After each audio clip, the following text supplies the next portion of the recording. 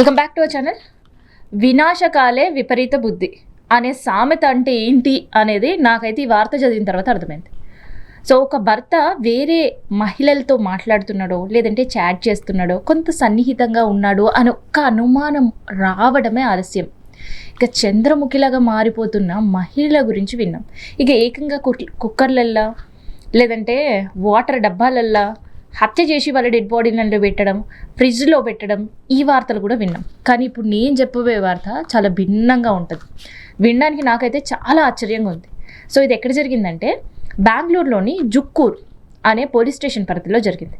ఇక్కడ భర్త భార్య పైన వెళ్ళి ఒక కంప్లైంట్ పెట్టాడు.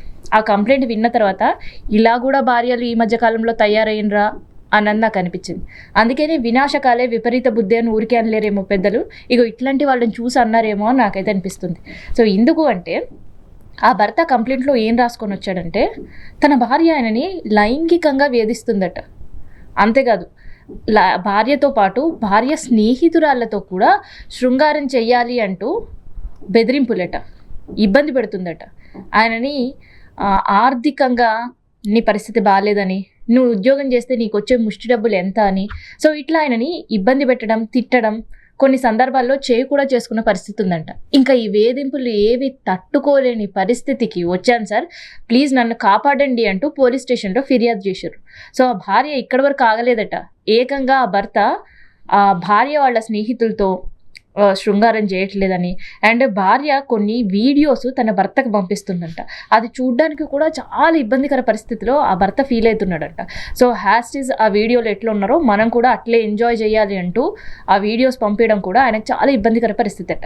సో ఇట్లా జరుగుతున్న భార్య గురించి భార్య తల్లిదండ్రులని అండ్ ఈ భర్త తల్లిదండ్రులని ఇద్దరిని కూర్చోబెట్టి, అంటే అత్తమామల్ని తల్లిదండ్రులని ఇద్దరిని కూర్చోబెట్టి పంచాయతీ పెడితే సరే నేను మారతా అని చెప్పిన భార్య ఈ పంచాయతీ అయిపోయినా కేవలం ఒకే ఒక రోజు తర్వాత ఆమె రియాక్షన్ ఏంటి తెలుసా? భర్త ఇవాళ రోడ్డు మీద ఉన్నాడు, కానీ ఆ భర్తకు సంబంధించిన ఎడ్యుకేషన్ సర్టిఫికేట్స్, గోల్డ్, ఆయనకు సంబంధించిన బట్టలు అన్నీ ఇంట్లోనే ఉండిపోయాయట. సో ఆయన పోలీస్ స్టేషన్లో కంప్లైంట్ పెట్టే సమయంలో నా ఎడ్యుకేషన్ సంబంధించిన సర్టిఫికేట్లైనా ఇప్పించండి సార్, నేను వేరే చోట ఉద్యోగం చేసుకోవాలన్నా కూడా సర్టిఫికేట్లు అడుగుతున్నారు, ఉద్యోగం కూడా చేసుకోలేని పరిస్థితిలో నేనున్నాను, ప్లీజ్ నాకు రక్షణ కల్పించండి నా భార్య నుంచి అని ఒక కేసు నమోదు చేసిన పరిస్థితి. సో ఇప్పుడు ఇదే చాలా విచిత్రంగా కొంతమందికి, అయ్యో పాపం ఆ భర్త పైన జాలి చూపించేవాళ్ళు కొంతమంది, భార్య బాధితుల సంఘానికి ఈయన్నే ప్రెసిడెంట్ చేస్తే మంచిది అనేది సోషల్ మీడియాలో వైరల్ అవుతున్న న్యూస్ ఇది.